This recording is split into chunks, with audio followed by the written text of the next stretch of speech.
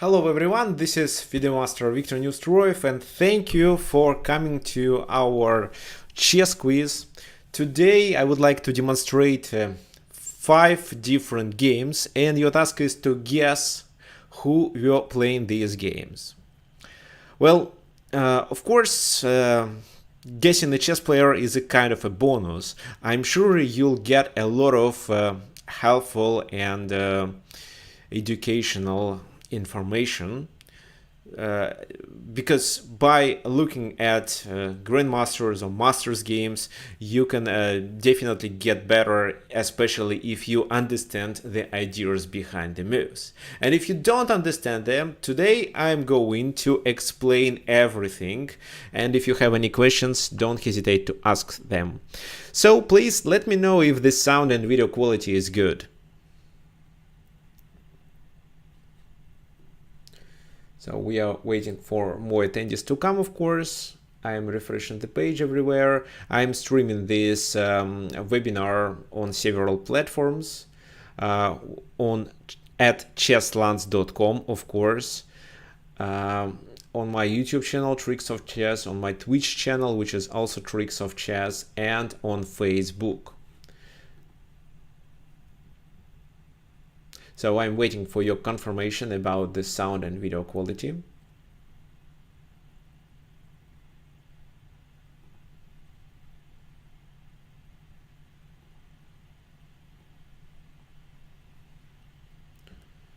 And we will start in just maybe 1-2 minutes.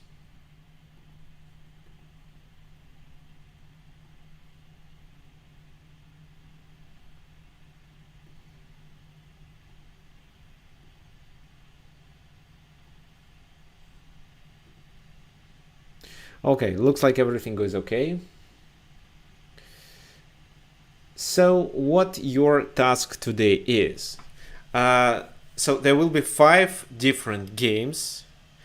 I will ask you, for example, who is playing with white pieces. And after I finish all these 5, your task is to provide me with the list. For example, number 1, let's say Vishy Anand. Number 2, Bobby Fischer. Number 3, well, let's say Hikaru Nakamura. Number 4, for example, Jan Nepomniachtchi. Number 5, Vladimir Kramnik, maybe. So, and you should define them by their playing style. So everything will be, we will sum everything up after we finish the analysis of 5 games. However, before we start, let me quickly introduce you to Chesslands.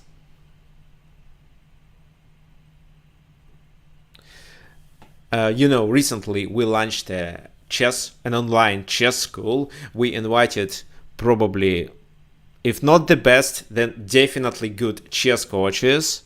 One of them is Grandmaster, several are Masters, and recently International Master David Fitzsimons from Ireland with perfect English joined our team. So if you are looking for a coach, maybe at this exact moment he is the best candidate after me. Okay, I'm kidding actually. Well, maybe he's better than me, I don't know. Well, actually, I know how good he is at coaching and I know his results, but, well, it depends on your goals. So if you, for example, are about to become a FIDE master, you'd better work either with him or with, for example, Grandmaster Sergei Zablotsky. So if you want to book a lesson, for example, with David Fitzsimons, you click, you can choose it by coaches, so here on this page, and then choose the coach and click here on the link book a lesson.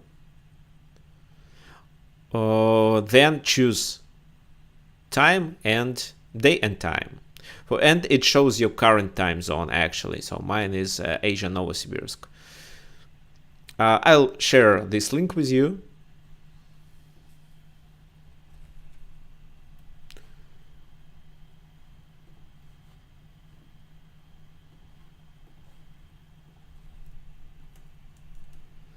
and we will start.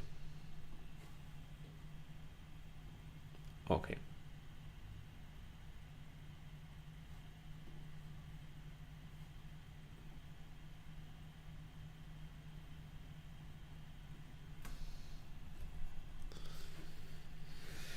So let's start with our first game, so game number 1, and here your task is to guess white player.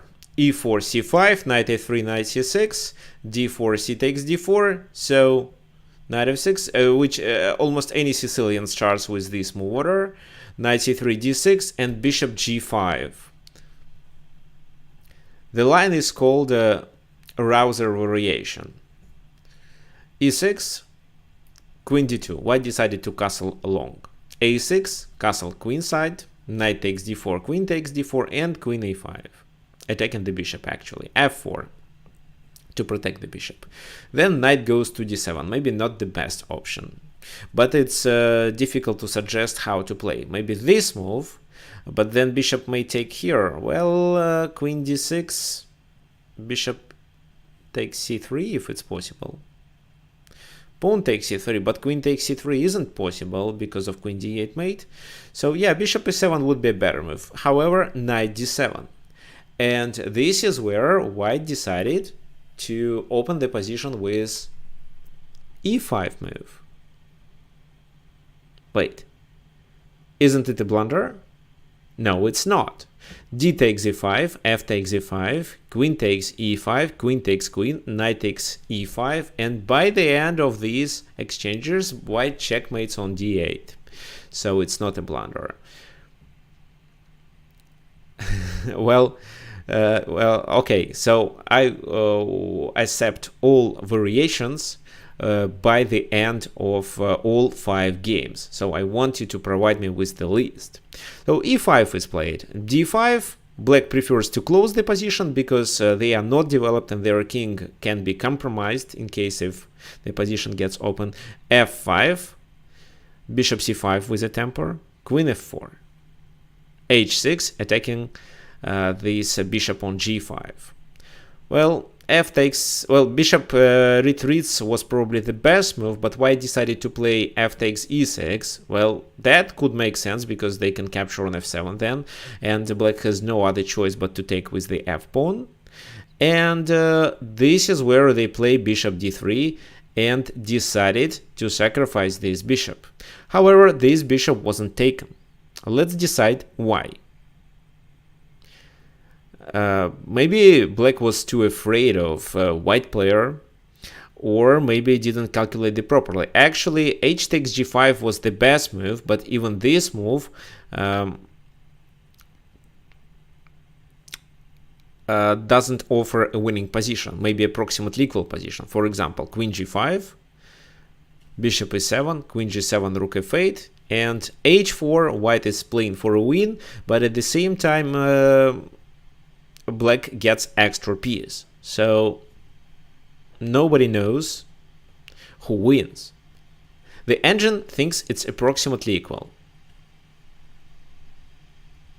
That was the best option for black, they didn't do that. And if you think that after h takes g5, bishop g6 can be played, well, yes, it's still possible, but king goes there and I don't really see any attack. Bishop e3, then maybe d4, maybe, well, rook f8, I don't know. I think here black is better.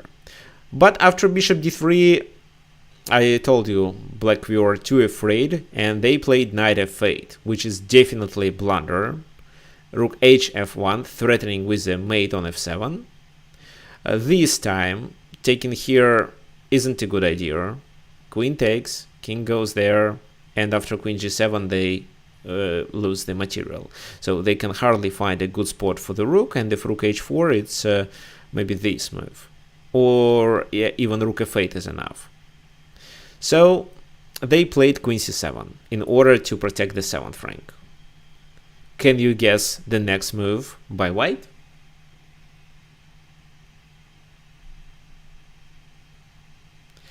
So let me just remind for those who are a little bit late. So our task today is to guess the player. And I demonstrate 5 games and want you to answer who was playing this game. So the first question is who was playing with white pieces in this exact game. And I accept the list of answers by the end of the webinar. Well, if you want, you can write your guesses, but don't forget to send the final list by the end of the webinar.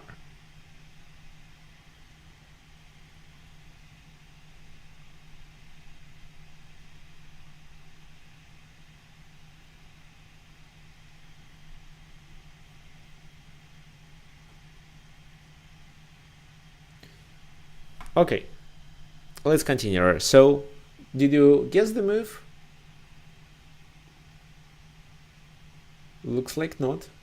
It was knight b5. So white decided to sacrifice another piece. So one piece is hanging, but they hang another one.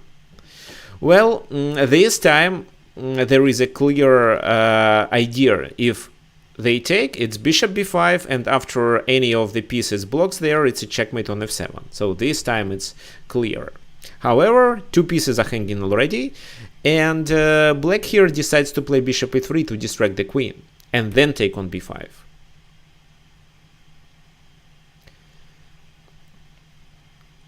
Well, I don't think it's a good idea to sacrifice this bishop. Something like queen h3 here was better because the h-pawn would be pinned, but white decided to play queen f4 back, which was a mistake. H takes g5. The queen is hanging, but bishop b5 first. And this is where black made a critical mistake. They played king d8. After that, they were checkmated. However, there was a better move. They could continue with this, and after queen g5, rook a2, for example, queen g6, king d8, there is a perpetual check, of course. Maybe this move makes sense, but here rook a1, rook takes d1, so I'm not really sure. Queen a5 first, c3, rook d1, king takes d1, queen b5, queen h8, king e7. So I'm not sure that white is winning here, but probably they should be.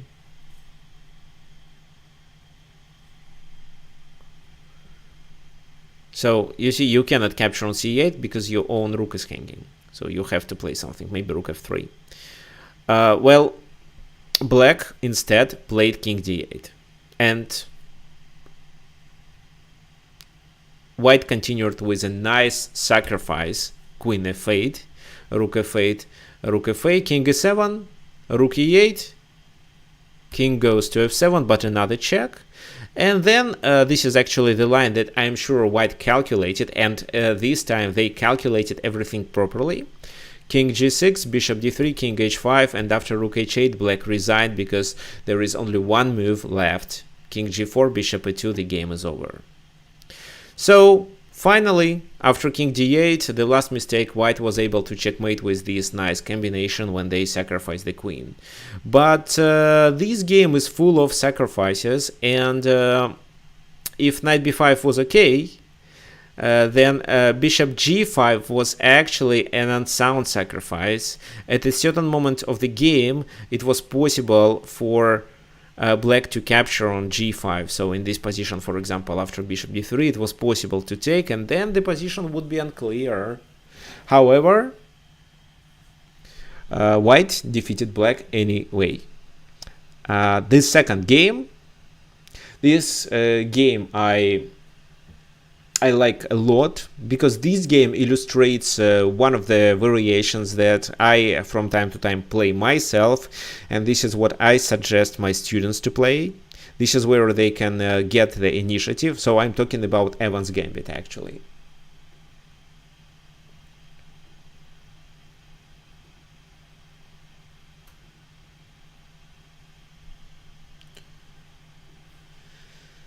e4, e5,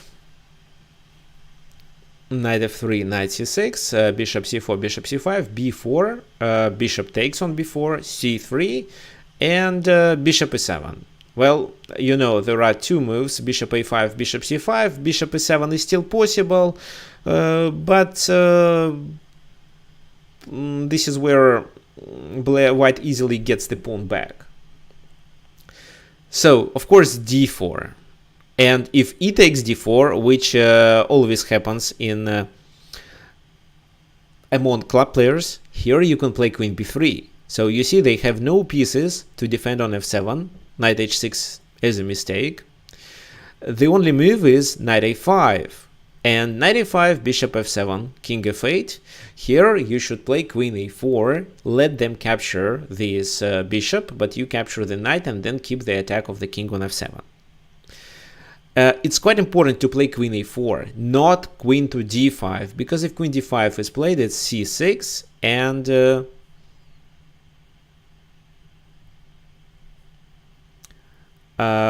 so here you have to move the queen, but the knight is protected.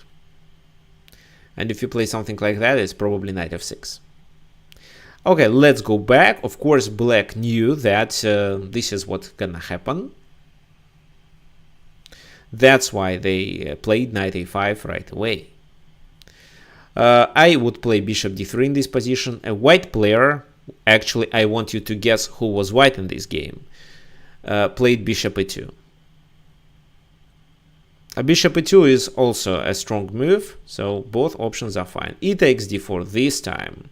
C takes d4 is a logical move, and this is what almost any player would play, but white played queen d4, which is actually another strong move in this position. This is how they attack the g7, and in case of bishop f6, they just push the pawn to e5. Knight f6. e5, of course. This time knight retreats to c6 and queen h4. The idea of this move is not just to move the queen and fall under a discovered attack, but locate the queen on the king side where it's the most helpful. Knight d5, queen g3, attacking here. So castling means bishop h6, and after g6 they at least sacrifice the exchange. That's why g6 right away. White castles, knight b6, and c4. This is a sneaky move. It restricts the knight and activates the bishop to b2. d6, rook d1 to pin the d pawn. Knight d7. They tried to join the knight. Maybe this is a kind of inaccuracy and bishop d7 was better, but okay. The engine says this move is okay. You remember the original idea was to play the bishop to b2, but this time white decided to change their mind and played this move, and that was absolutely correct. This time they are threatening with this. So for example, well, actually knight takes on e5 was played knight a5, and then bishop g7 wouldn't work because of bishop f6, I think. So you play bishop g7, bishop f6, you may take the exchange, but then there is a discovered attack. So in this position you would be, I mean, maybe knight d7. So in this position king goes to f8 and escapes. So maybe you may say that white is up the exchange, but don't forget that there are already two pawns that black captured. So bishop h6 is okay, but they sacrifice the other pawn on e5. So knight c3, with the idea of knight d5, of course. f6, c5, undermining. And this is where they could play better. Something like that, or bishop d7 could make more sense, but they played knight f7. They considered that this is a tempo move. Well, it's true. This move is a kind of a tempo move, but white captures there. And if knight h6, just capture the other bishop, which is in a white favor, because this is how they also open the e file. C takes d6, queen e3, protecting here and pinning there. Knight takes h6, queen takes h6, bishop f8, queen checks. And the idea of this strategy was to move the king away. So they decided not to castle, but keep the king on f7. At the moment, they have two extra pawns and two bishops that can successfully cover the king. But not everything is So clear, white holds their initiative and continues with knight d5 move. Bishop e6, knight f4 attacking it, queen e7. How would you play in this position? As white, of course.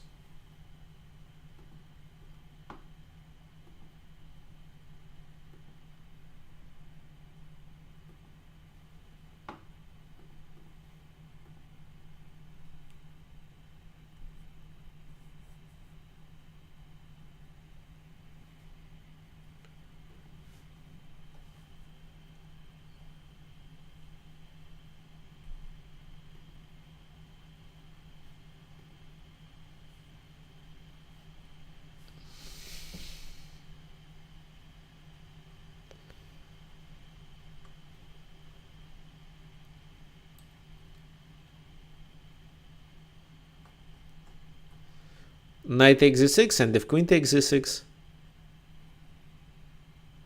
the question is how to play with white pieces. So knight e6, queen e6, and what's then?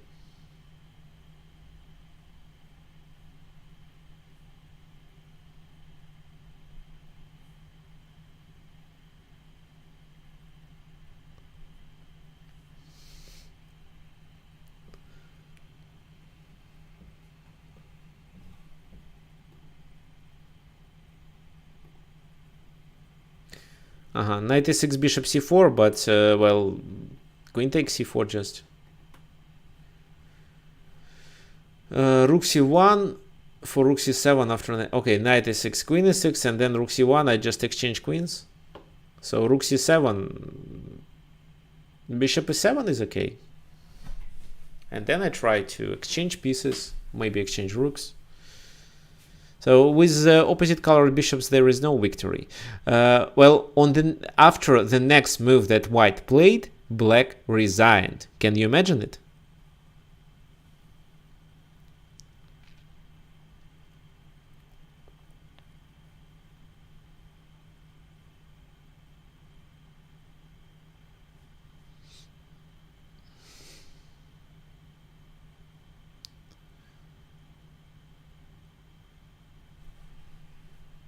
Any other ideas?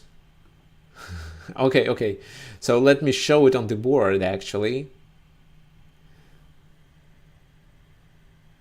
G4 by Eric, bishop f3. Guys, it's just rook e1, and there is nothing they could do. Can you imagine it? So how to play? Looks like none of the moves works. You may ask me, what's the threat?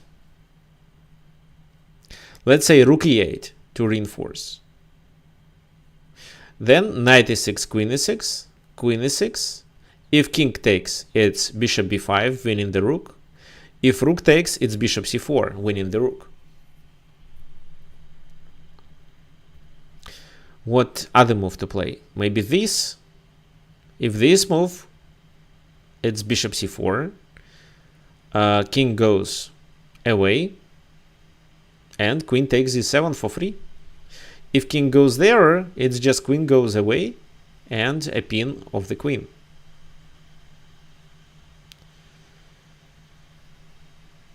Bishop h6, maybe. Let's try this move to pin, then bishop c4, and the queen is hanging. Well, bishop f4 here doesn't make sense. Bishop e6 and queen takes f4, white is winning. So by playing this slow move, white actually decided the game. But this move is a result of the previous actions that took place in the game. And in my opinion, this definitely illustrates a typical playing style of a white player, especially when he was on his peak career.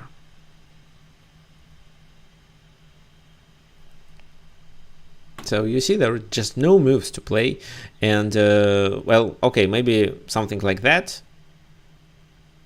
Well, if that happened, you can just move your bishop somewhere and then threaten to take, because if now they move their bishop away, You may take and deliver a check and then capture the queen. And okay, so maybe this is a wrong move. Okay, I'll play something. Maybe rook c8. Knight e6, queen takes e6. And then it's bishop g4. Okay, I play rook b8. Rook b8. Okay. If rook b8, it's just bishop f3. The knight is hanging. If knight moves there, it's a check. So knight should stay on that diagonal, but if it goes there, it's queen d4, attacking it. Well, queen c7 then. And in this position, bishop d5 is enough. So bishop takes bishop, queen takes, king goes there, and knight e6. So white calculated everything. In this game, white demonstrated not only the good home preparation and opening knowledge, but also the ability to play aggressively, pressure his opponent, and of course, maybe I just don't know how to explain it, but just a perfect ability to calculate moves and calculate combinations. So that gives you a hint of who was playing with the in the second game with white pieces. Game number 3 is a long game and demonstrates one of the most typical, well, it demonstrates how to play positionally. Okay, guys, so all the answers are accepted by the end of the webinar. So after all 5 games are shown, please send me the list, and a player who guesses all 5 properly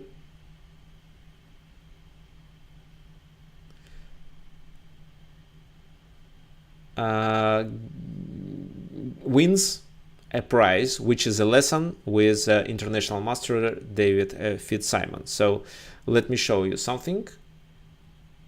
So this is the list of coaches. Recently, David Fitzsimons joined our coaching team, and if you guess 5 of 5 properly, you will be able to get a 1-hour class with him for free.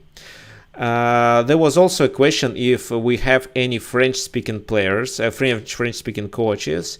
Julian Nieta, he is Spanish, but now he lives in Mexico. He knows French, and he spent several years in France. So if you're looking for a French-speaking player, you can order a class with him.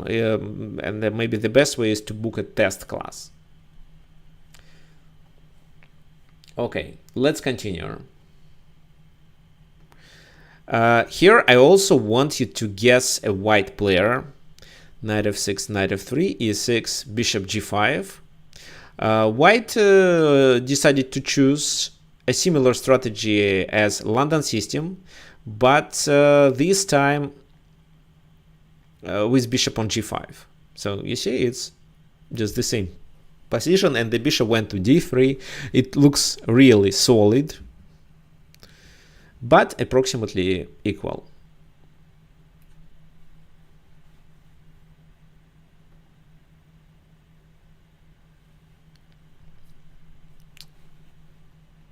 Bishop d3, castle,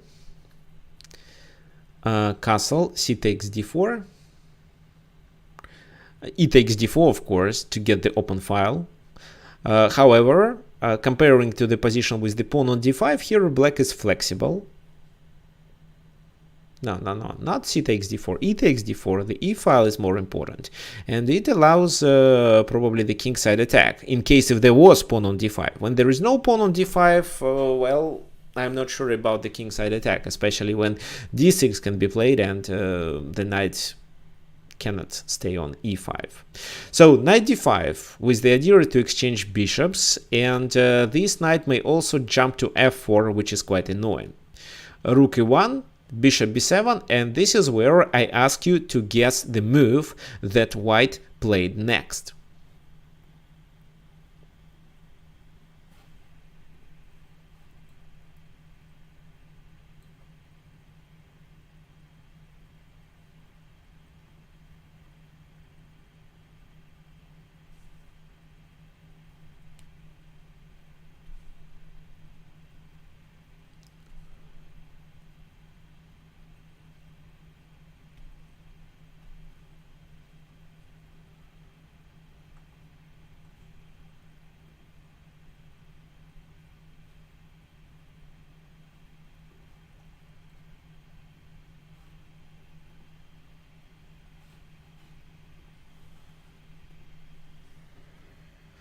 So bishop h7, you think?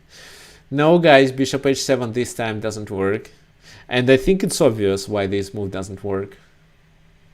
After queen h5, I mean, yeah, bishop h7, king h7, knight g5, king g8, queen h5. It's just knight f6 from d5 to f6, covering h7 and attacking the queen.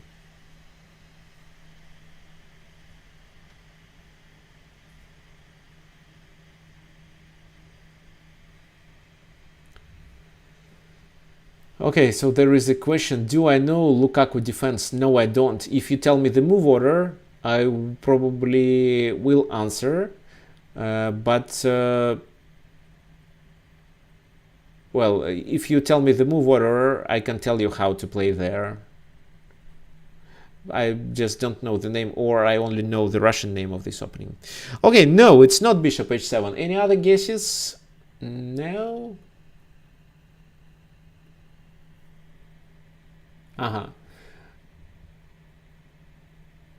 Okay, so knight e5, well, queen b3 doesn't make much sense. Knight e5, well, knight e5 deserves attention, but when knight e5 is played, you should be ready for knight f4, and if so, you probably have to exchange on e4, and I'm not sure if it's in your favor. Moreover, knight e5 can be chased away with this move. So it's bishop f1. What? Why bishop f1, you may ask me, well, let's decide. At the moment, the kingside attack doesn't work and is unlikely to work in future. And black pieces are concentrated to attack your king. Knight f4 is coming, which is a tempo move. So it makes sense to retreat with the bishop in advance to get prepared for knight f4.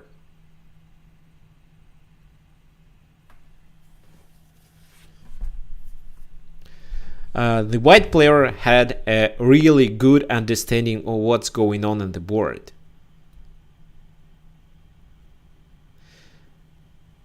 f5 by black. Well, this move is actually okay, but definitely not the best one.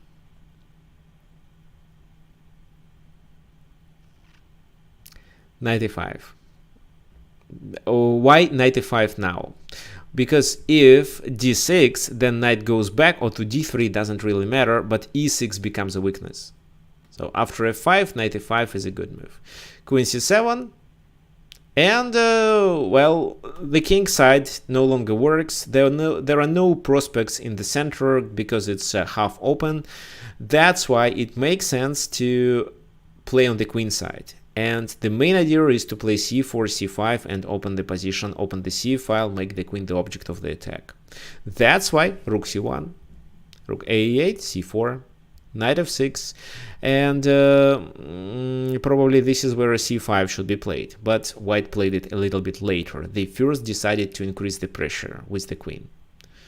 d6, knight has to go back, but now e6 becomes a weakness. However, knight to g6, rook supports it, and c5 is played now. Well, you may say that this is a kind of a pawn sacrifice, but if we look deeper, after queen a3, for example, they both are under the attack. So this time queen a7 can be played because rook a8 doesn't trap the queen.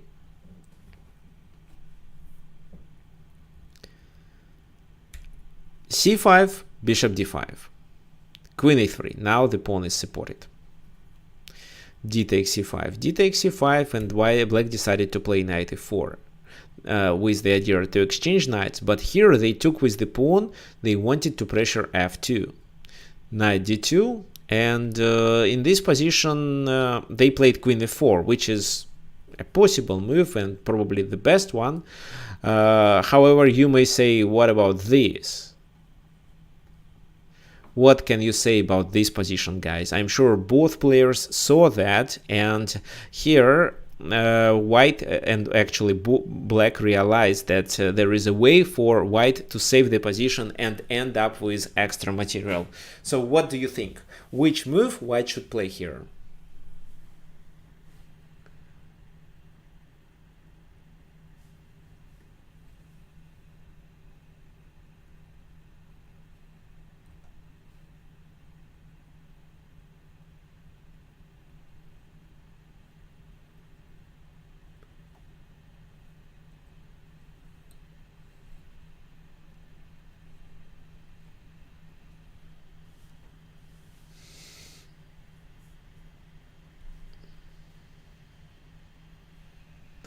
So I'm looking to your answers.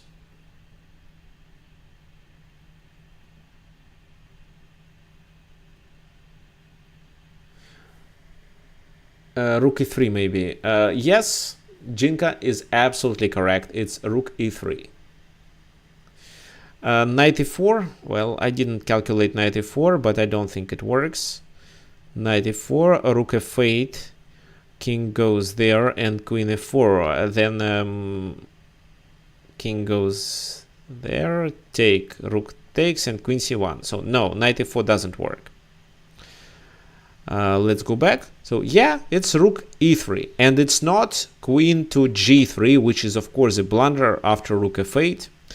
You have, well, if you move the king, you just give up the queen. So knight f3, and in this position, well, queen h5 at least, but of course a better move is this. The g pawn is pinned, and if queen takes, pawn takes, and black is winning. So knight d2, queen f4. Okay, oh, so here rook e3 saves the game, because after this move the king just escapes to e1. Knight f4, king d1, that's fine. So knight d2, queen f4, the sacrifice wasn't played, and because they both are hanging, queen e3 looks like the only option, and actually if you exchange the queens here, you'll get the advantage on the queen side, of course. Here 3 pawns against 2 can be converted into a passed pawn, but black cannot do it on the king side, because the pawns are doubled and actually the kings are quite close. So in the end game, white will be winning. B takes c5, rook c5, queen retreats. Actually, it could make sense to capture the queen first on f4. B takes c5, queen f4, knight f4, and rook takes there. This is what I would play actually, but okay. Rook c, knight e5, and now you cannot capture on a3. If you do it, then queen g6, threatening with this, and that moves. And if you decide to play knight c4, it's rook c8, pinning that knight. Rook ec1, knight d3. So attacking here and maybe there. So if you decide to take, you are likely to lose the game. Well, maybe it's not so bad. There is no checkmate. Rook c4. No, rook. Okay. Well, actually, I think it's equal. So, of course, white is playing for a win. They are a pawn up. They have a pawn majority that they convert into a passed pawn. However, the material is equal. Black has double pawns on the e file. So queen g3 was played in order to prevent queen g6. Queen f5, rook c7, threatening a mate. So rook f7 is obligatory. They exchange rooks. And now b3, to not blunder the pawn. Knight e5. What do you think what white should do at this position?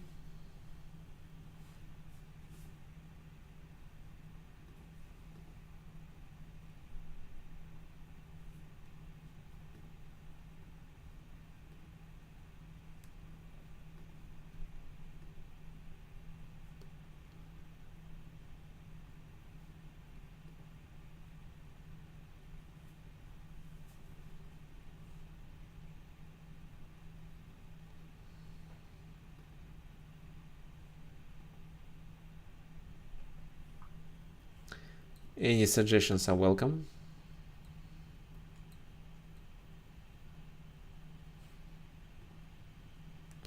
f4. Well, that makes sense. To chase the knight away, yeah, that makes sense. But f4, for example, knight g6, and how would you protect the pawn then?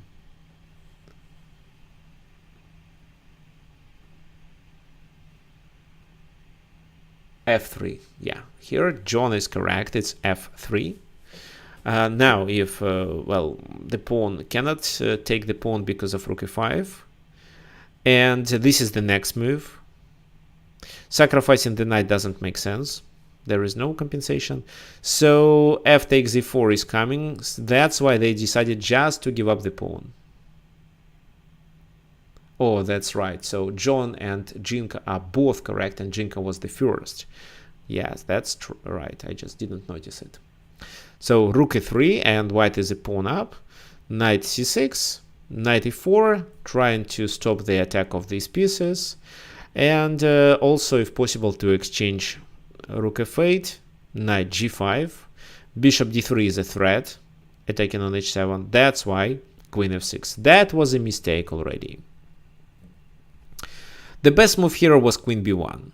However, this move doesn't really help, because knight e6 can be played. So white still will be winning. So you see here, with almost no tactics, they outplayed black. And finally, in this position, a first tactical strike was applied. What do you think? What white played in this position in order to defeat black? Actually, the game lasted for 10 moves more, but I think after the next move, black should resign. I'm sure they understood the game was over, but probably they just decided to make a few more moves, maybe because of a lack of time for both players and the chance, a possible chance that white makes a mistake. But you see, white played really well with almost no inaccuracies.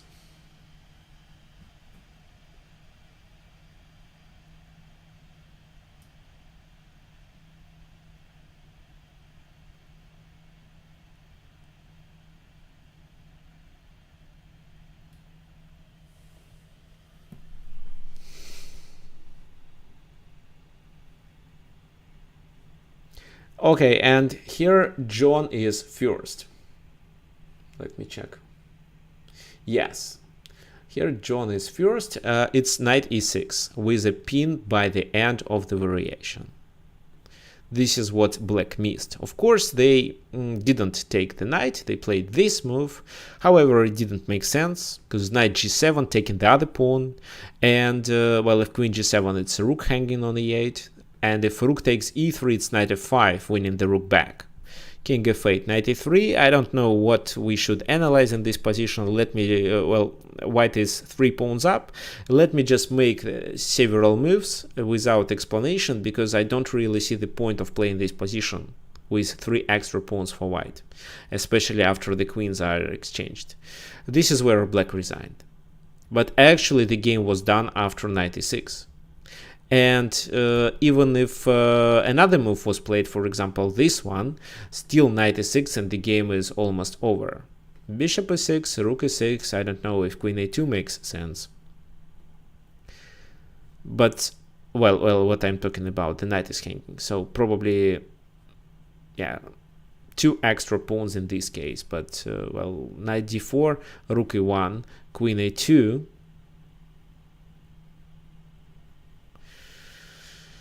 check, king h8, and after queen d6 they are in trouble. So the game is lost anyway.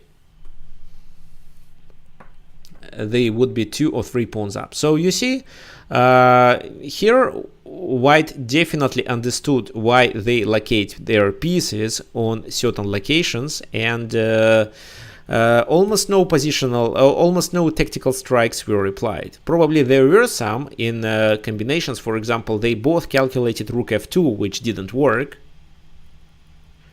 So rook f2 at this position, rook f2 didn't work. They probably saw that, but it didn't work because white is already better and white has enough defensive potential. Maybe there was a tactics with c5. We can call it a tactical strike because the pawn is originally hanging, but after queen a3 then both will be under the attack. So I am sure this tactic could be found by even 1500 player. Okay, so by only playing positionally, white was able to outplay white. The next game, where I also want you to guess the black player, was actually not so long. It was, but well, okay, let's see. e4, c6, d4, d5, e5. So this is the Caracan, the advanced variation of Caracan. This is what I play myself, for example. However, if I play knight f3, bishop e2, here white decided to play bishop e3. Well, we can say that this move is an accuracy, but actually with this move, white wanted to prevent c5. So c5 is quite a common idea. No, for example, this is what I do myself, bishop e2, and if c5 is played, I continue with bishop e3, with the idea d takes c4. Here, by playing bishop e3 right away, they already stop c5, they are going to take the pawn and hold it. e6, knight d2, knight d7, knight g3, bishop retreats, bishop e2, knight e7, so a standard development, and knight h4 with the idea to exchange. However, there is no need to hurry, we can exchange later. So now if d takes c5, it's knight e5 probably. c3, knight c6,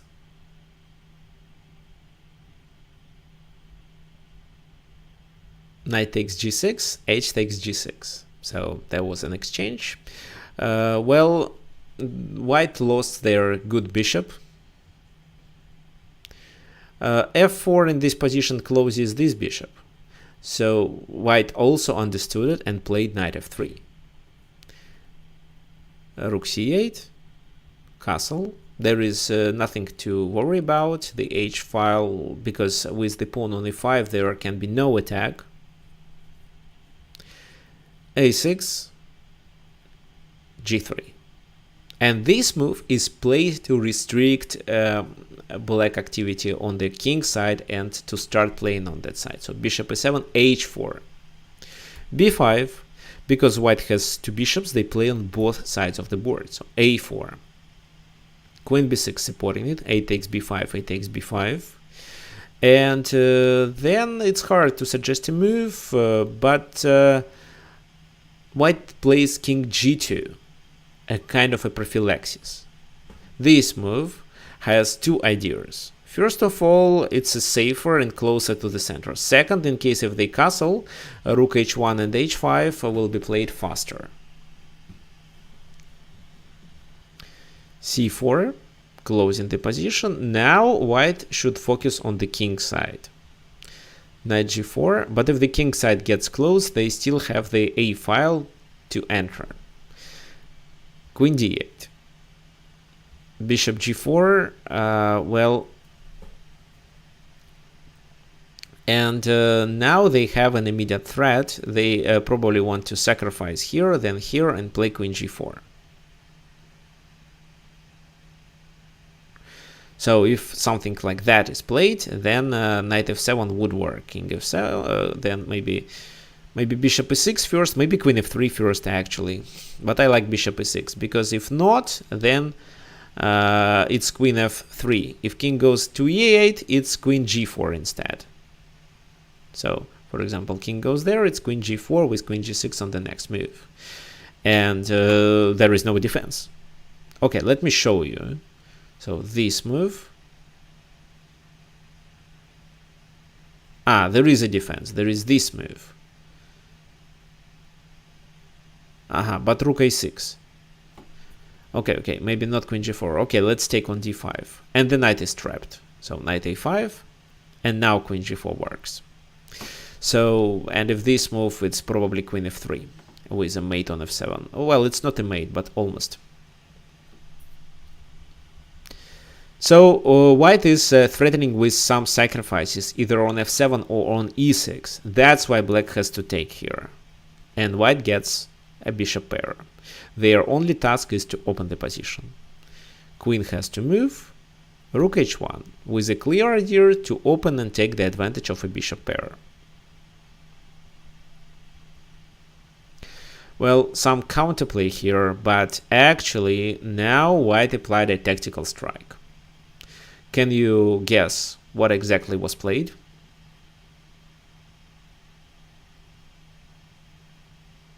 Even without this tactical strike, white would win the game. They have a strong pressure with both bishops, and black has almost no counterplay. The only thing they do is attack the b2 pawn. So guess the move for white. White started a combination which was absolutely winning.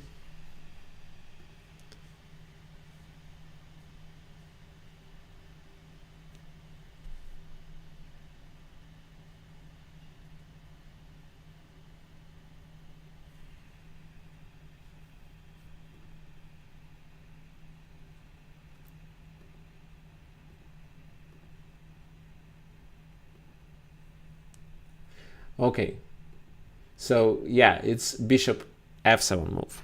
Okay, let me please calculate this line properly. Of course, if queen f7, it's just rook takes there, so bishop f7, king f7 should be calculated. Let's go back to the moment when bishop g4 was played and I played rook b8. So knight f7, king f7, bishop e6, and if king takes e6, so that was a good question. Then queen g4, king goes there, which is the only square. Then this, king goes to f8, because if he goes there, it's queen g6, and if he goes there, it's e takes d7. So king f8, e takes d7, gaining one piece. And then starting with something like that in order to pressure and play this and that, so it's a winning position. For a strong player, for example a master, it's easy to realize that there are no chances for black to save the game. And of course both players were quite strong. Now let's go back to the moment where bishop f7 was played. Bishop f7, king f7. Queen f3, that's right. So here if king goes to e8, it's rook h8.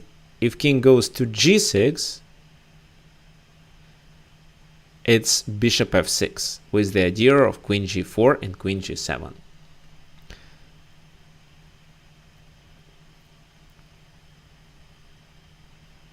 So let me show you.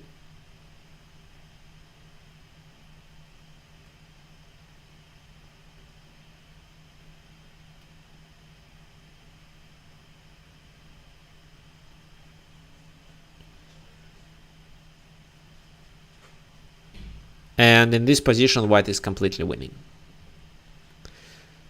So king g6, bishop f6, and there is nothing they could do. That's why they played king g8. But this move didn't work neither. King g8 and queen h5.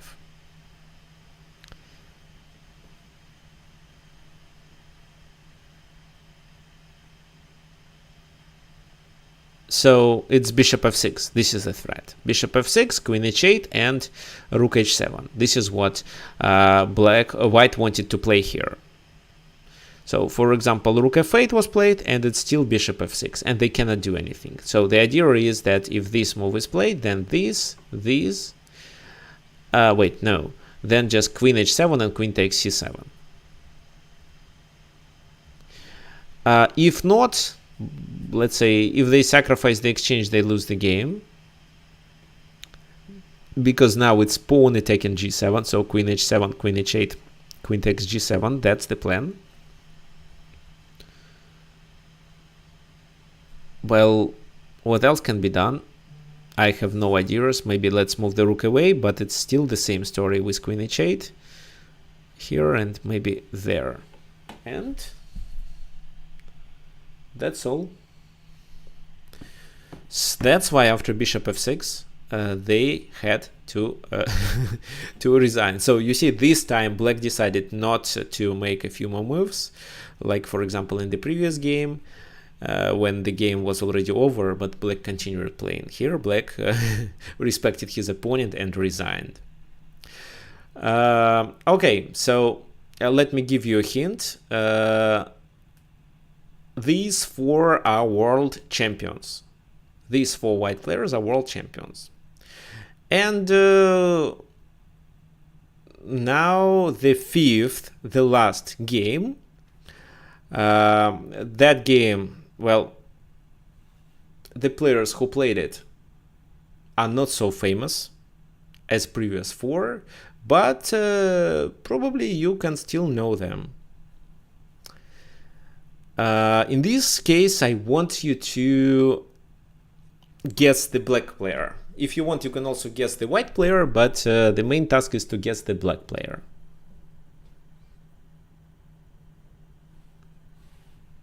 Okay, let me quickly check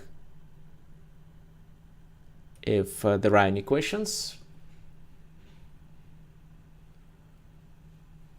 Not yet. Okay, let's continue if so.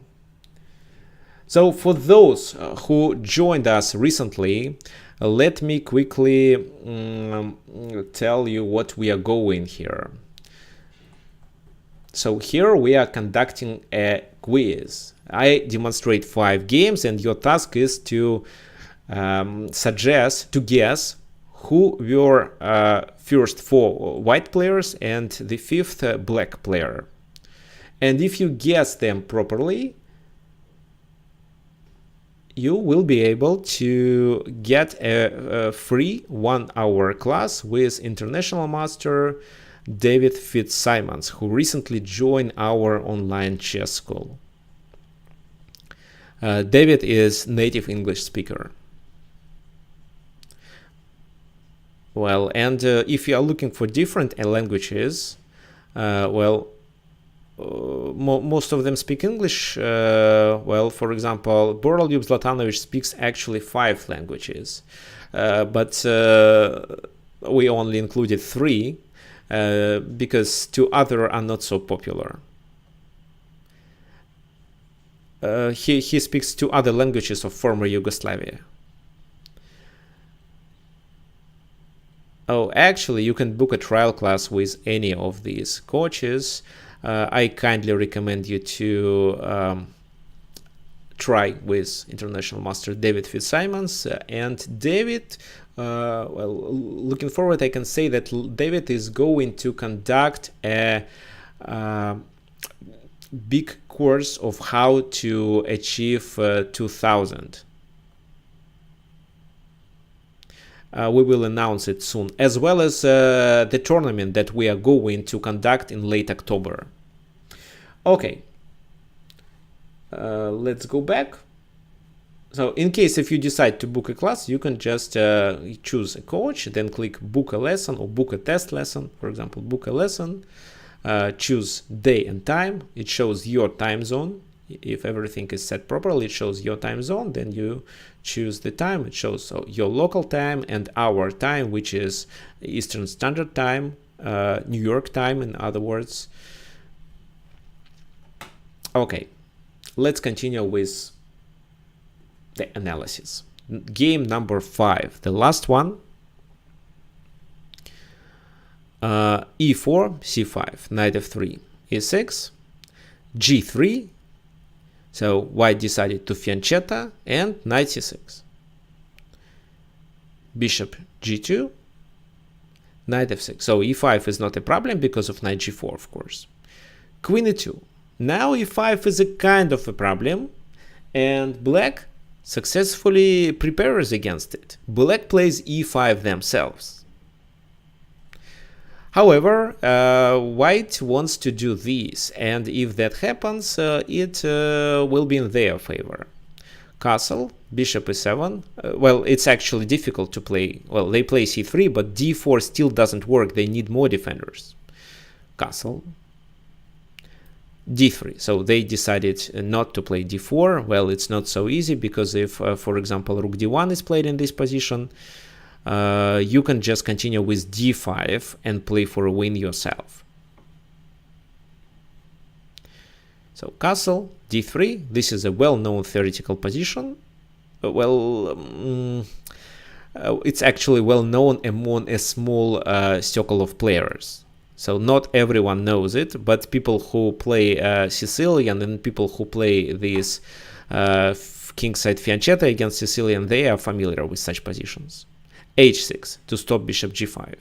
because there is difficult to find a good spot for the bishop. And the next is the idea of d5, of course. That's the main plan. Knight comes there to attack the pawn on e5. That's why d5 too early. So rook e8, knight c4, and bishop f8. Still with the idea of d5. However, rook e1. And here black had to choose whether to play d6 or d5.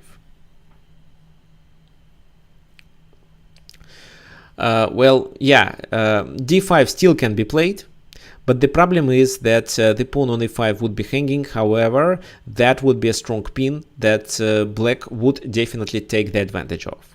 However, black decided it's too early for d5 and they play d6. Knight e3, bishop e6. The most common idea for white is to play h3, knight h2, knight g4. This is what exactly they did. And black starts opening the position. So something like that was in black favor, of course. Knight d5, bishop d5. If c4 is played, it's fine. Here, actually, what do you think black can do in this position? Because if they just play bishop e6, I think knight e5 is possible.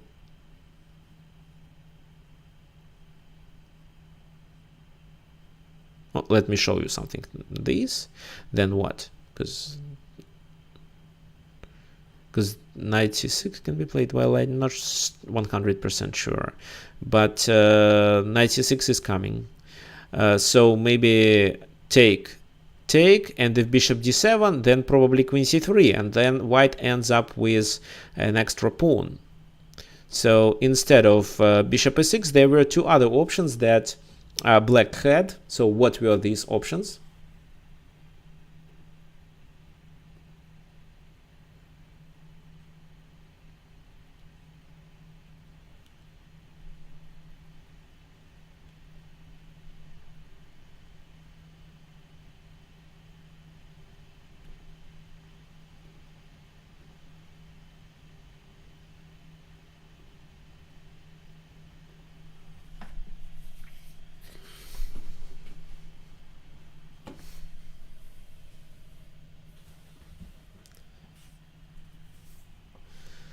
e4? Looks interesting, but I didn't think that e4 is playable in this position. e4, c takes d4, e takes f3. No, it's not possible, I think. This, rook takes, but d takes c6, and if f takes g2, I think it's c takes b7. And if you calculate the number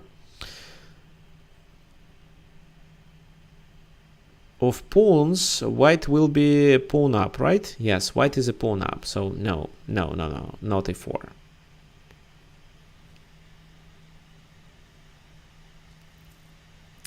Yeah, Eric this time is right. It's knight d4.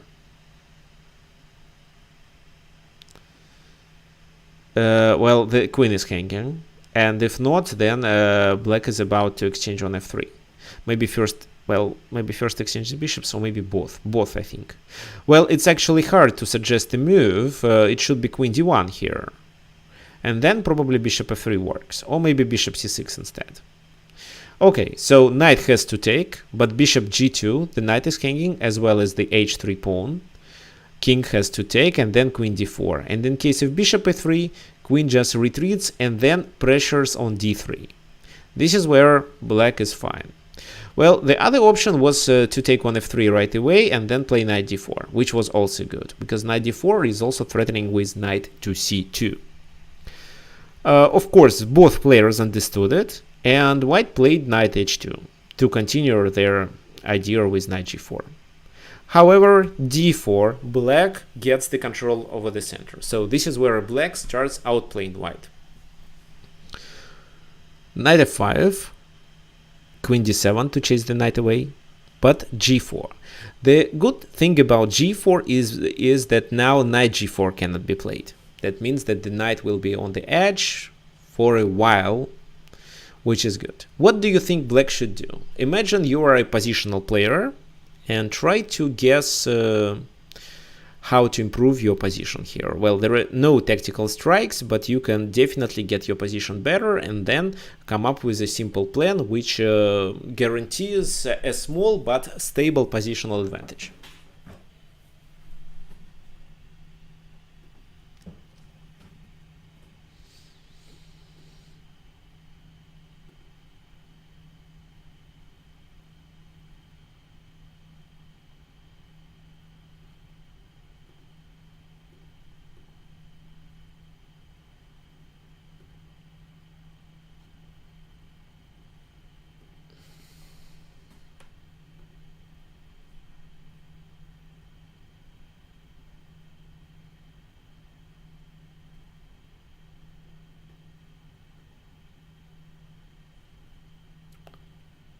c4 was suggested by John. Well, c4, that makes sense actually.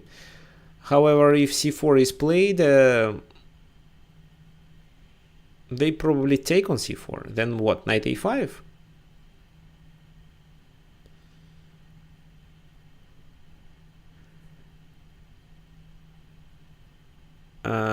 Jinka, may I ask you what your FIDE rating is?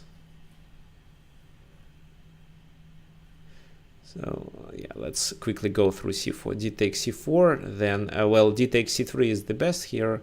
d3 doesn't look good. Queen e3, then this pawn is the object of the attack, but maybe they'll do something like that, so I'm not sure. The bishop may join. There is a chance black loses the pawn actually. So yeah, actually the correct answer was provided by Jinka. It's d takes c3 with the idea to open the file and pressure the pawn on d3. Bishop f1. What then? Can you guess the second move? This is where black played a small inaccuracy. There was a better move that could guarantee a huge advantage. Not huge, but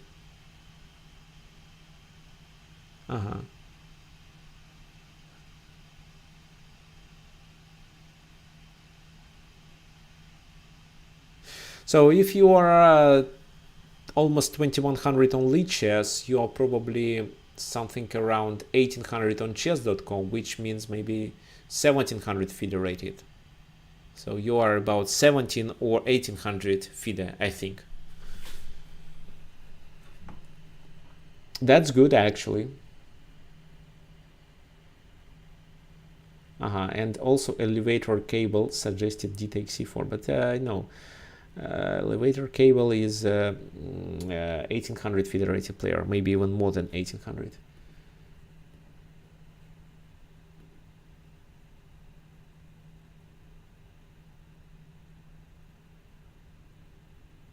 And Jirka was correct. Yeah, so people over 1800 or about it, you're absolutely right. It's d takes c3. Jinka, where do you live so you don't have any FIDE tournaments?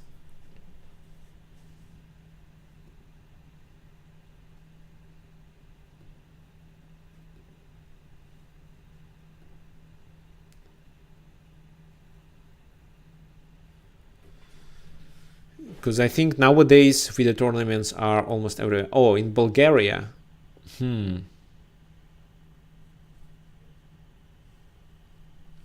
Well, I know there are some, not so often.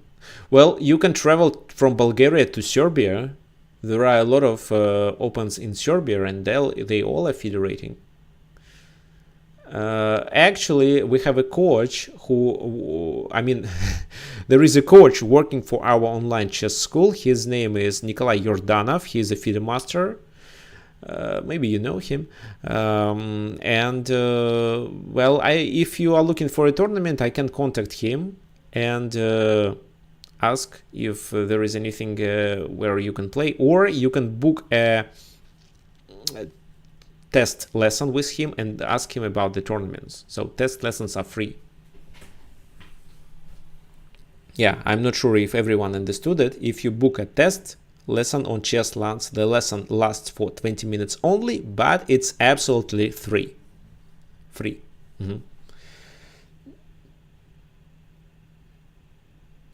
So who did guess the move king h7 to be able to play g6? Well, actually, yeah, there is something in your logic. Yeah, king h7 probably, but I think it's too slow for this concrete position, and g6 is not required. Moreover, at a certain moment of the game, black wanted to take on f5. Okay, so Jack, a new visitor came and suggested a proper move, b5. Yes, this is the best move, with the idea of playing b4, undermining the pawn on c3 and getting the full control over the d4 square. That was the best decision here. However, c4 was played by black, so that is a kind of inaccuracy, but at the same time makes sense as well. The idea of this move was that, well, d4 cannot be played. Something like rook d1 doesn't make much sense. But if d takes c4, it's knight a5, capturing the pawn and pressuring the pawn on c3. The knight on c4 would be quite powerful. Queen f3. Well, this is the idea. So this is where black has to prepare first, and black plays this move. Knight g5 can be played in future. Bishop e3. They cannot protect the pawn, but they attack the one on a7. Knight c4. And bishop a7.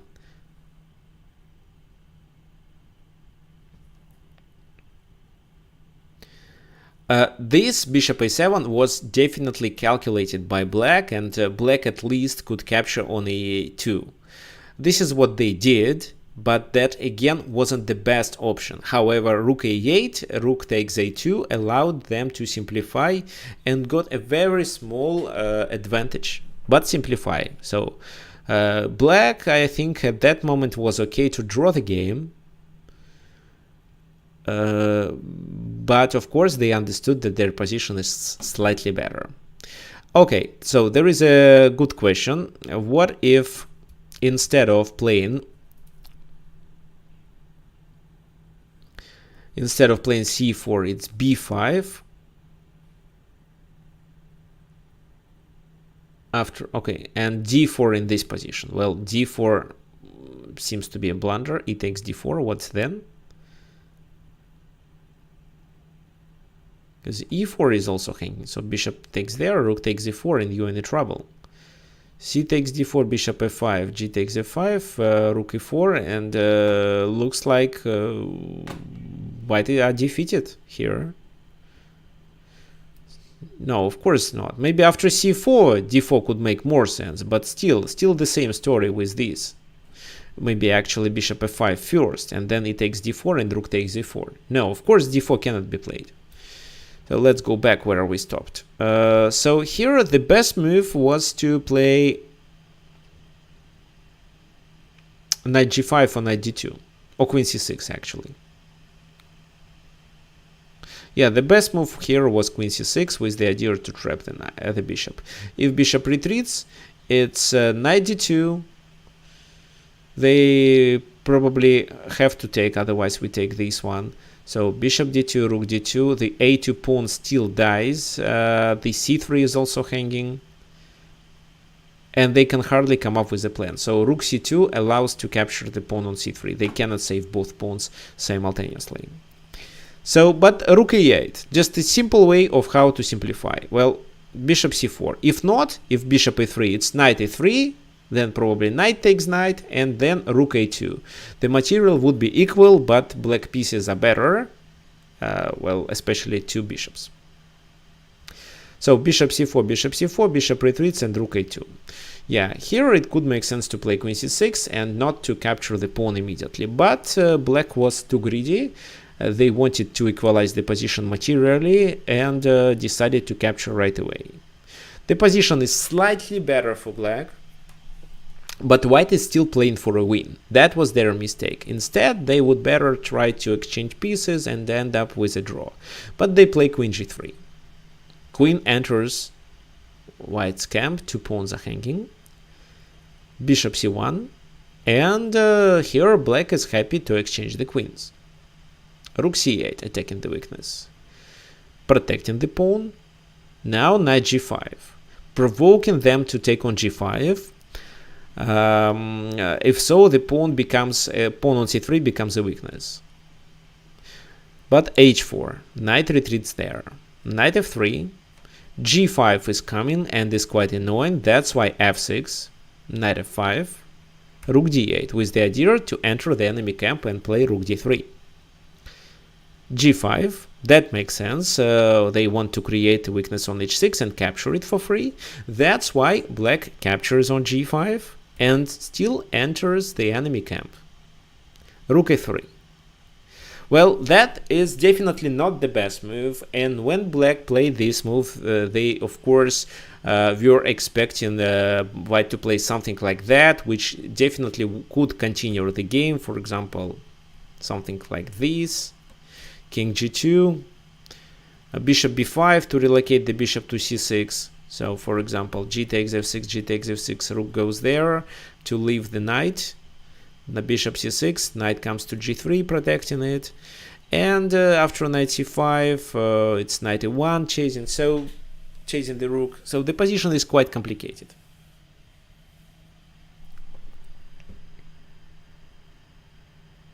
Actually, can we play this move?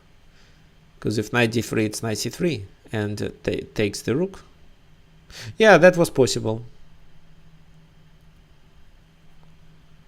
Knight e4. Oh, no, it wasn't, because of this. And then we are down, black is down the exchange. But I still believe the game would end in a draw in this case.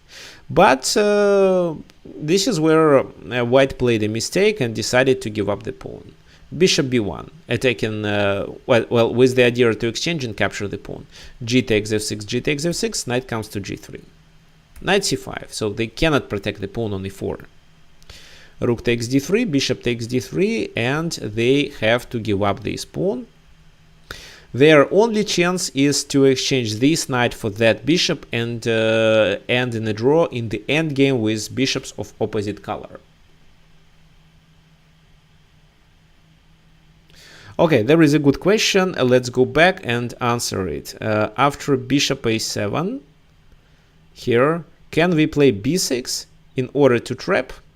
Well, I don't think so, because bishop takes bishop takes c4 probably, and bishop takes b6. Of course, you may say, well, why take this? Take the other one. Yes, but I don't really see any advantage for black in this case. So they can even, well, I'm not sure if this is a good option, but something like that is okay. Then they try to play a4 and reinforce. Well, actually, bishop d7 has to be played. Bishop d7, rook d7. Well, I don't really see any advantage. So b6 couldn't be played. Now let's go back to our endgame. So here, knight e4, bishop f4. The knight is hanging. Bishop d5. This is a very clever move. It stops the knight. c4, bishop e6. Now the knight can move, but the pawn is a weakness. That's why they decided to play c5. And that was their last mistake, after which the game is over. Bishop come back to d5. And here, black is actually ready to exchange. For example, in this case, they're ready to exchange it. Because if so, they end up in the end game with bishops of the same color, and extra pawn decides the game. King f1, king f7, king e2, king e6, king d3, and f5 to stop knight e4. The last move was f3, and after the move of black, white resigned. So what do you think? What black played in this position?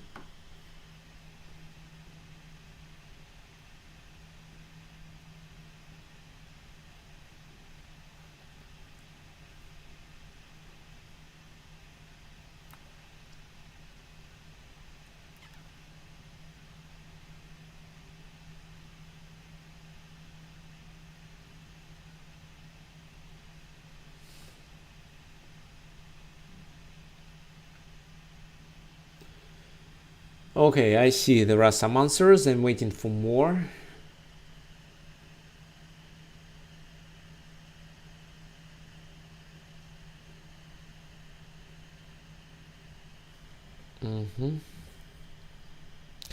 So while you're thinking, guys, I kindly recommend you to subscribe to my YouTube channel. Let me send you the link, actually.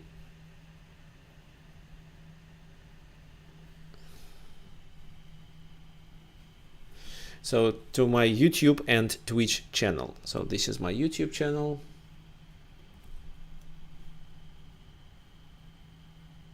I can also send the link here. I'm publishing new videos twice a week. Oh, maybe sometimes once a week, sometimes twice a week. So they are quite helpful. If you're looking of how to improve, you will definitely learn a lot.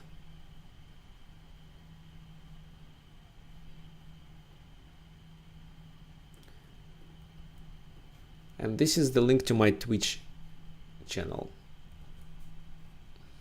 And of course, if well, the best way to improve in chess is to hire a coach. For example, when I was a candidate master, I could study chess myself, but that would take a lot of time. So that's why I called my friend who was a grandmaster and asked him to coach me at least until I get a FIDE master title.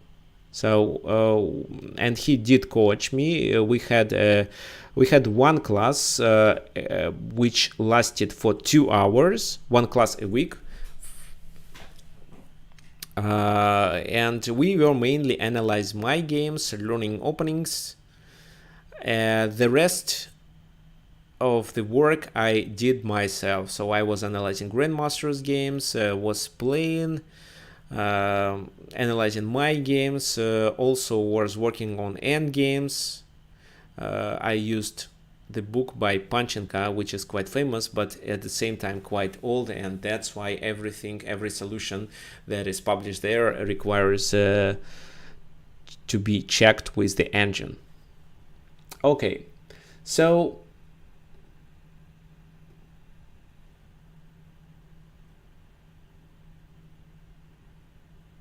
yeah, so yes, most of you are correct. It's bishop takes f3, and if knight f3 it's a check, and king e2 take, then king comes there and takes this pawn. Because this move cannot be played, it's bishop h6. And if they wait, for example, they play this move, take. If they decide to capture the pawn here, then king d4 and the pawn is promoted. So this is how after bishop f3 black defeated white. Well, I don't know if it's important, but a white player celebrated his birthday that day, but unfortunately for him, he lost. So now I want you to guess these 5 players. 4 white players. So let me quickly repeat it. In the first game, there were tons of sacrifices, and some of them, well, at least one of them was unsound. In the second game, there was a good opening preparation, ability to pressure the opponent, and tactical vision. Game 3 is about positional play, with almost no tactical strikes. White defeated black. Game 4 contains no mistakes, no inaccuracies, and demonstrates that a white player definitely understood chess when he played this game. The black number 5, the last one where your task is to guess the player, was played not by a world champion, but also a chess player that I'm sure you know. And the game is actually good. It doesn't contain any mistakes, just a few small inaccuracies. However, the position is complicated, and together with positional understanding, black demonstrated the ability to calculate variations. So maybe their positional play wasn't so good as it was in the game number 3, but combining positional ideas with some long and deep calculations help them to defeat. So now I want you to provide me with the list. For example, the list can be yes, like that. So yes, I'm looking for your answers.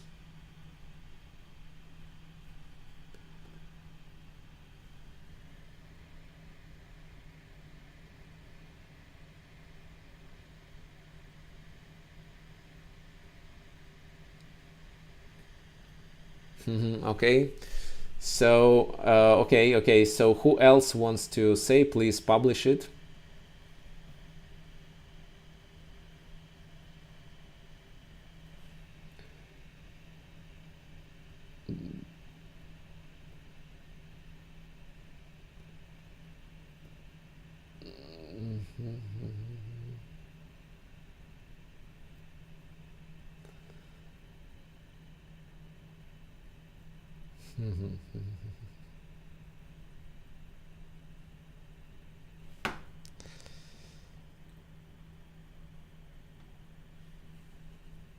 Well, if you tell me who was the white player of the last game, it would be great.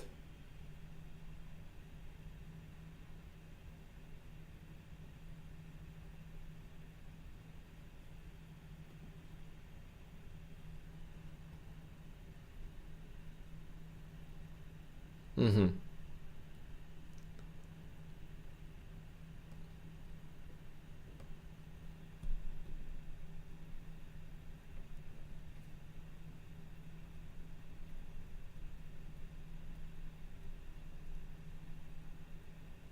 Okay, so let me.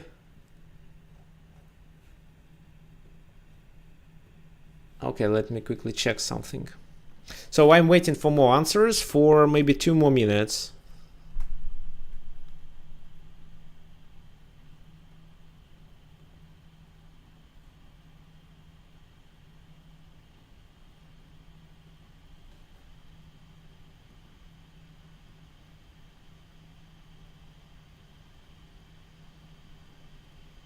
Mm-hmm. So, Jack, can you please uh,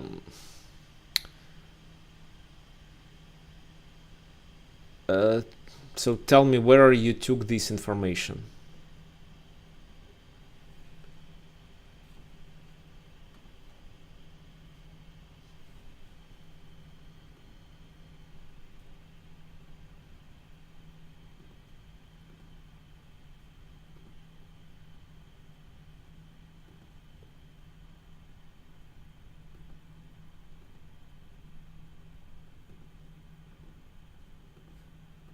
Okay, so let me quickly check if there are any answers on Facebook. No, not so many people watch us.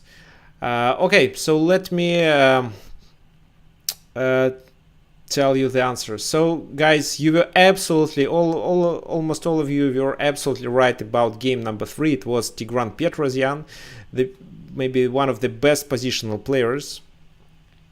And number 1 is, of course, Mikhail Tal, who sacrificed a lot, and he is well known because of it. He sacrificed by intuition, so not all of his sacrifices were correct, but because of his tactical vision, he was able to outplay his opponents. Not every time, he blundered a lot actually, but people know him by his intuitive sacrifices. The game number 2, well, yeah, let me actually show you. Just a sec. This. Okay, so now you see he was playing against Bernard Williams. So it's Mikhail Tal, it's written here. Okay, let me write it.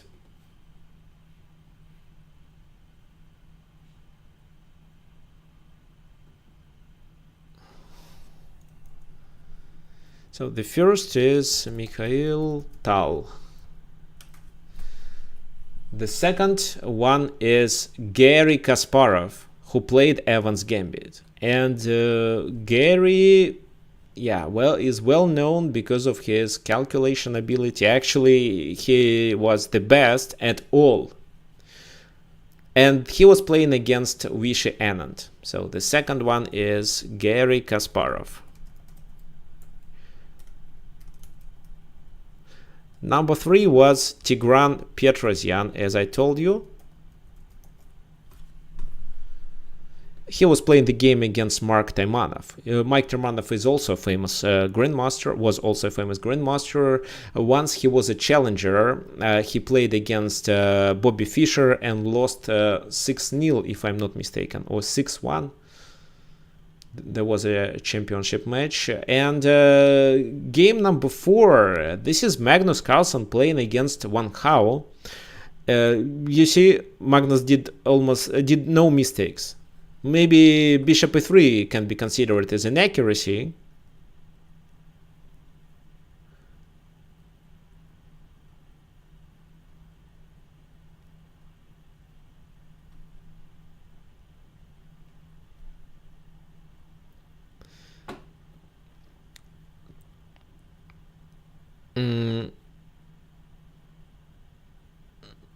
But all other moves are perfect. Together with good positional understanding, he demonstrated the ability to find combinations, for example, here when he played knight g5. And then when he played later bishop f7 sacrifice. So he definitely feels chess, and he with no doubts is the best chess player at the moment, probably the best chess player of all the time. However, I actually still consider Garry Kasparov to be the greatest chess player of all the time. Okay, and the game number 5 is actually the game played by me against Volodar Murzin, who is a Russian wonderkind.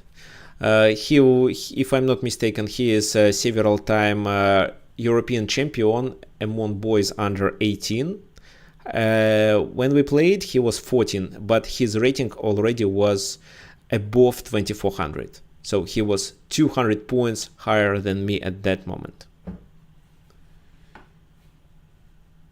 So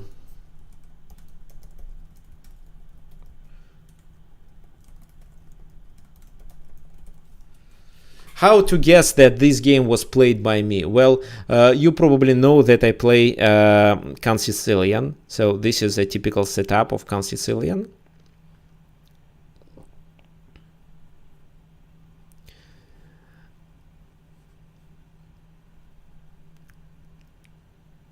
The other thing that I told you so many details about what Black had in mind when played this or that move, and I also mentioned that it was Volodar's birthday when he lost that game.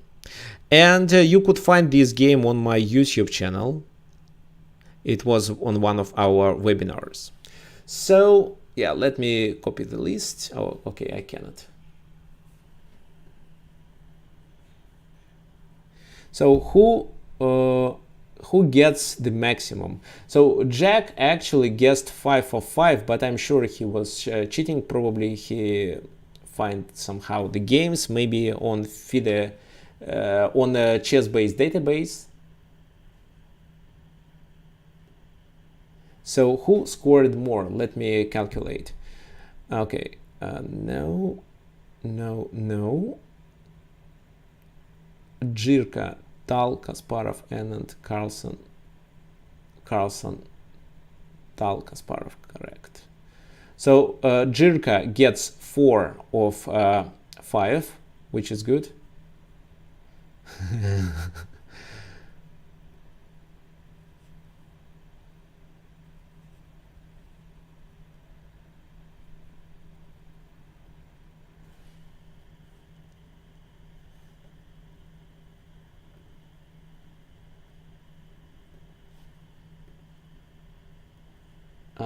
Who else? Forky. Oh no. Okay, let me check.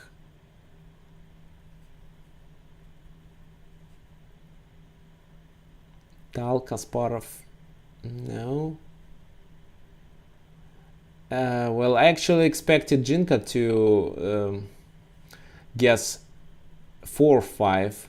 But actually I see only Kasparov, Pietrosian, only 2.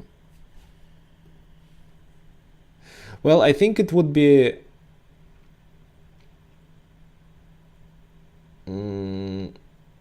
well, okay, so it will be how to say, it will be honest to offer 2 classes. So for Jack and Jirka, please message me at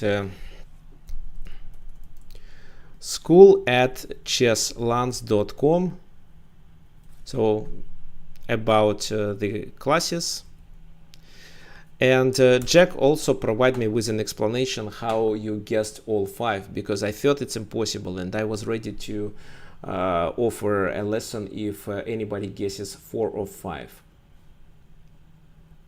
Anyway, if you want to message me, you can message me at school@chesslands.com.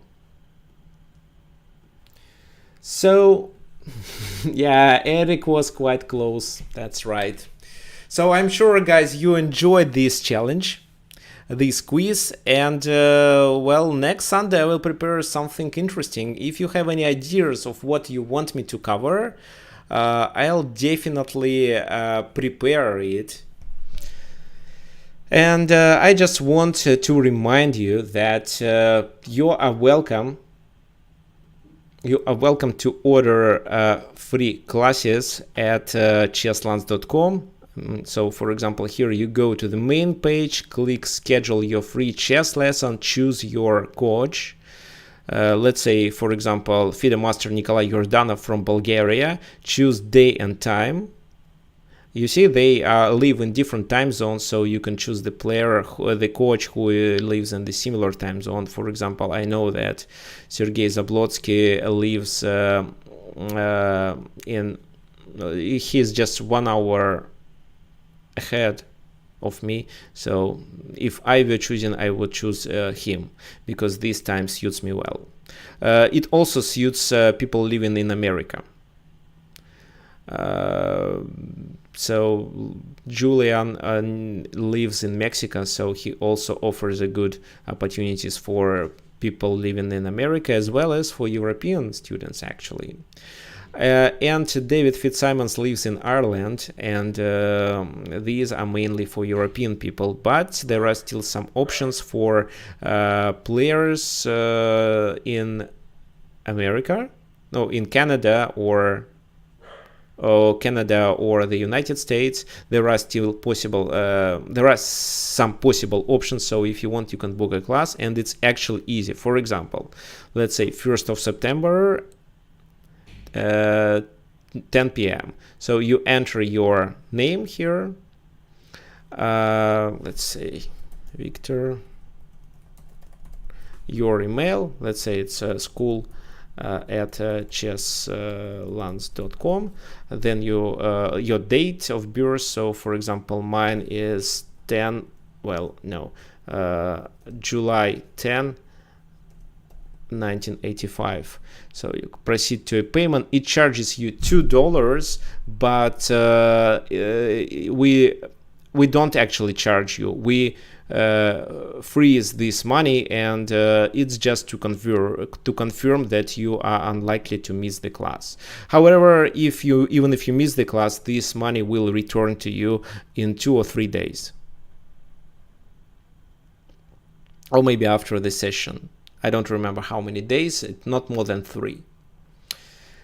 Okay, so here you enter your card number, and it freezes $2. Then you can get this amount back in a few days. So the procedure is simple, and I'm sure you can definitely come up with it. So let me send you the link. So let me copy this link and provide it to you.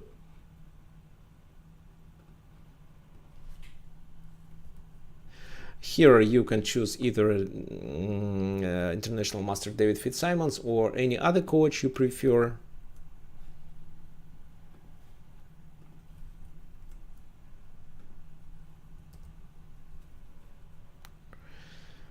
Thank you for your attention, and hope to see you next Sunday. If you have any ideas, you are welcome.